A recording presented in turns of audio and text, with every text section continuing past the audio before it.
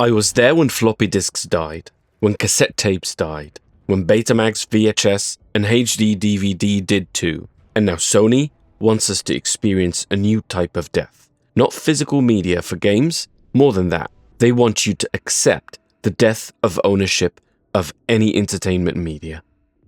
2 weeks ago, the EU had one job: make companies like Sony guarantee you actually get to keep the games you paid for.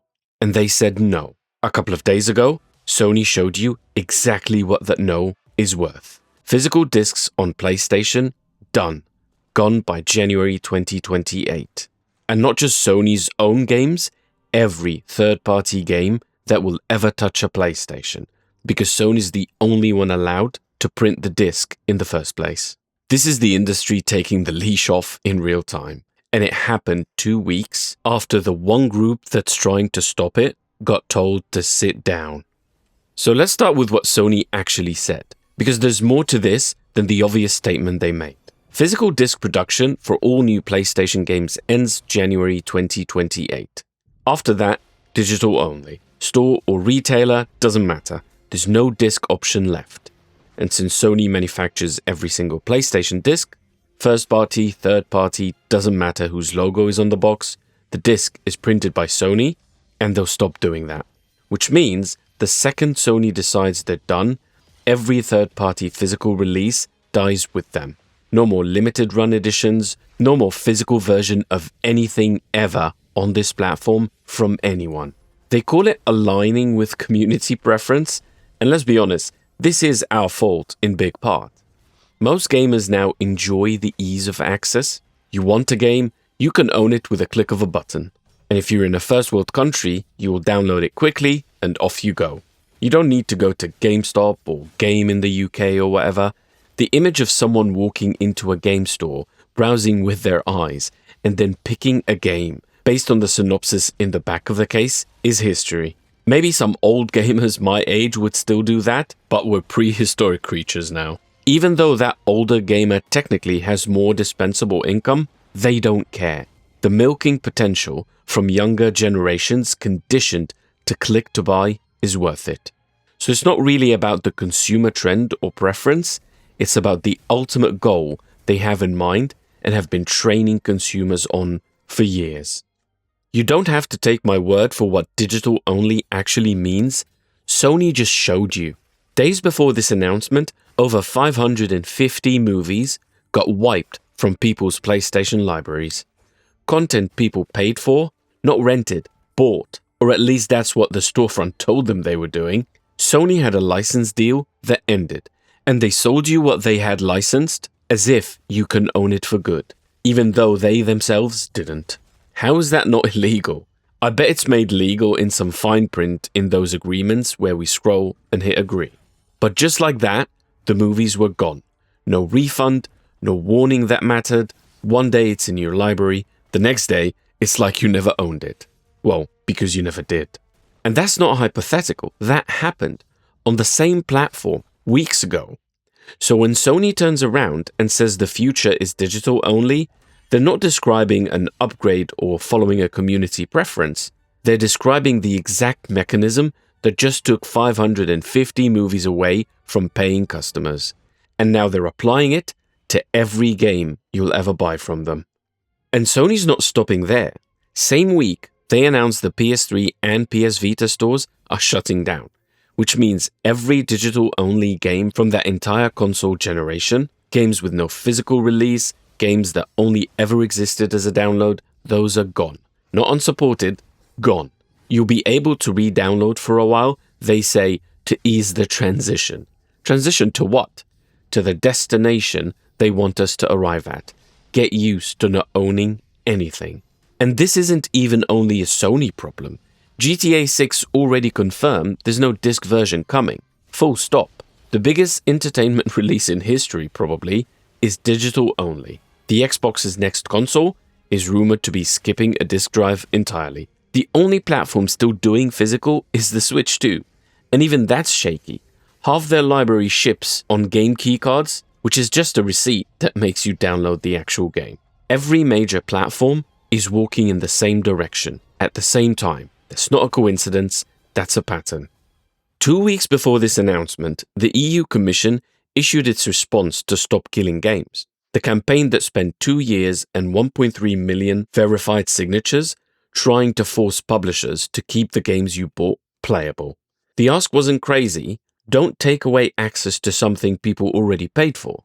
And the Commission's answer was, we're not going to make that a law. Instead, we'll ask the industry to write its own voluntary code of conduct. Sit with that phrase for a second. Voluntary. Industry written. That's not regulation, that's just a permission. And 2 weeks later, 2 weeks, Sony makes the single biggest move against consumer ownership this industry has seen in years, and wrote their own code of conduct in bold letters. You think that's a coincidence? This is a company reading the room correctly. The one mechanism that could have forced their hand just got replaced with a suggestion box, and they moved before the ink was even dry. I'm not saying they were waiting for the EU decision, but they're obviously working towards that goal, and it couldn't be more convenient for them. And it's not like this is new. Ubisoft already said this, telling their own customers to get comfortable not owning their games. Different company, same sentence basically. This is the industry's actual position. Sony is just the one loud enough this week to prove it. Now, if you're thinking, okay, at least digital is cheaper, no, it isn't. It was never going to be. Sony's cutting disc manufacturing, packaging, shipping, retail margins, all of that overhead, gone. And that price of the game, it's still $70. It will be $80 or $90 for some of those games. That option for pre-owned, say goodbye to that. You're only getting the convenience of digital that you got used to. And they got you cornered into one outlet where they can jack up the prices all they want, and they can take those games away whenever they want. But somehow it's still legal to have a button that says buy. Or I guess it's called checkout now. None of that saving is coming back to you. And on top of that, storage costs are climbing right now because of AI companies buying RAM and SSD supply in bulk. So the exact moment you're being told everything lives in the cloud, and this is better for you, is the exact moment storage got more expensive than it's ever been in the history of consumer electronics. Which means the consoles will get more expensive, and so will the games. Because, the games now have to sit on our servers for you to download, and storage and RAM are more expensive. Give us more money so we can take away your rights to own games in a way that's efficient for us. Lending a game to a friend or younger brother, or God forbid if you don't live in a first world country where you can afford these games and will wait for a discount, say goodbye to all of that. Sony has closed its doors to any consumer-friendly behavior. The store will be the only place to buy games, so if you ever need a discount, it has to be there. But with this move, they'll be like Nintendo, and those rarely have meaningful discounts. And the concept of older games getting any cheaper will be a thing of the past as well. They'll tell you this is about innovation, about how players access games. But if you read the statement again, nothing in it is about access getting better. It's about access getting narrower, and you paying the same price or more for less of it.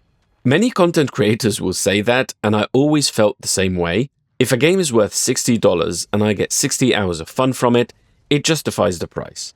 It feels like those corporations heard us say this over and over and thought, okay, so we won't sell you the game for 60, we'll rent it for 60. You'll still get your 60 hours and it will be worth it. You just don't get to give it to anybody else because it's not yours to give. And the sad part is, most people will still carry on with that trend, buying digital games and not caring about owning them, allowing those billion-dollar companies to get their way with controlling our access. So is that it? We lost? Might as well get used to it? I think not. Stop Killing Games isn't done. They've already said the Commission's non-answer isn't the end. They're pushing to get folded directly into the EU's Digital Fairness Act, and in the US, the Protect Our Games Act just cleared a real vote in California. This fight didn't end 2 weeks ago, it just moved. Which is exactly why a story like Sony's disc announcement matters more than it looks like on the surface. Every time something like this happens and nobody says anything, it becomes normal. It becomes precedent. The industry is testing how far it can push. And the only thing that's ever slowed that down is enough people making noise before it becomes permanent. Rest assured, if these companies get their way, you will never own a game, a movie, or even a piece of music ever again. I wouldn't be surprised if they come for our books. These corporate suits care nothing about the cultural value of entertainment media, art, or anything we care about. They care about milking their consumers dry at whatever cost. And the only thing that can stop an out-of-control industry like this is a law. A legal action that says, no, you can't do this. That's the noise we need to make. Please talk about this with people you know, especially non-gamers, because this will eventually get to them one way or another. And if you want the full breakdown of how we actually got here, the EU hearing, the 1.3 million signatures, all of it, I already covered it in full in my previous video. Link is on the screen right now.